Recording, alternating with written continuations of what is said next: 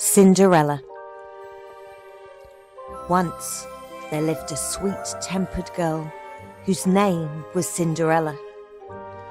Unfortunately, her mother died young and her father married again.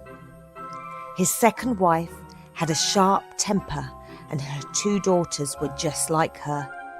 In a word, horrid. The horrid sisters loved to boss Cinderella around. The first said, "Cinders, it's your job to clean the fireplace. That's why you're called Cinders. Get it?" And before she had finished sweeping the grate, the second sister said, "Cinders, don't dawdle. Light up the fire and make me a hot bath with sweet-smelling candles." And as she was heating the bath, the horrid mother said, "Cinders, why haven't you been to the market yet?" All day long, Cinderella swept and scrubbed and fetched and carried. In winter, the young ladies were invited to the royal ball. For a whole month they tried on taffeta ball gowns, frilly petticoats and strappy shoes. It was Cinderella, of course, who helped them in and out of their rich costumes and who pressed and folded everything. Her own clothes were practically rags. The big night came and poor Cinderella was left at home sitting alone by the fireplace. A mouse came up to her and said, "Dear, dear, don't fret. A good fairy is outside and she says that you shall go to the ball." Cinderella ran out to the courtyard where the good fairy told the young girl, "Be sure to leave the ball before the clock strikes midnight, or you will be more embarrassed than you ever have been in your life." A golden coach took her to the palace, and on the way she changed into a beautiful gown.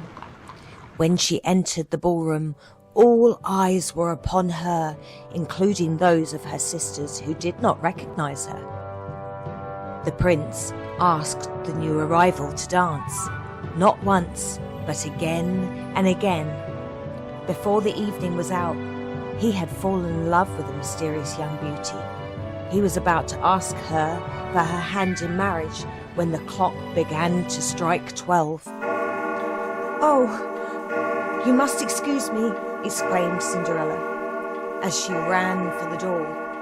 As she dashed down the steps, one of her dancing slippers fell from her foot and she had to hop to the coach. In the morning, the prince found the lost slipper and ordered his servants to take it up and down the land until they discovered the foot that exactly fitted it. When the prince's servants came to the house where Cinderella lived, her horrid sisters were eager to try on the slipper. "It fits me perfectly," said the first, but she could not shove her heel inside. "You can call me your Royal Highness because my foot fits better," said the second. But it was clear that her foot was even less able to slip into the slipper. The royal servant looked up and saw Cinderella sitting by the fireplace that she had been cleaning. There was a bit of soot on her nose, and it made her face all the more charming. And he said, "Would you like to try on the shoe, miss?" "Why bother with her? She's just the maid," said the horrid sisters.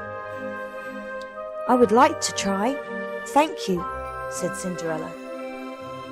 Her foot slipped in perfectly. "Who would have thought it? Our quest is complete," declared the royal servant. "What?" exclaimed the mother. "You've got to be kidding." "You idiot! You've got the wrong girl," protested the horrid sisters. But the servant was already calling for the coachman to take Cinderella to the palace, dressed in her rags exactly as she was and wearing her normal shoe on one foot and her dancing slipper on the other. As Cinderella left the house, the mother of the horrid girls cried out, "Good riddance," We've had enough of your cheek." But Cinderella knew that she had found true love, and the very next day she and the prince were wed, and the bells rang out all over the land. The end.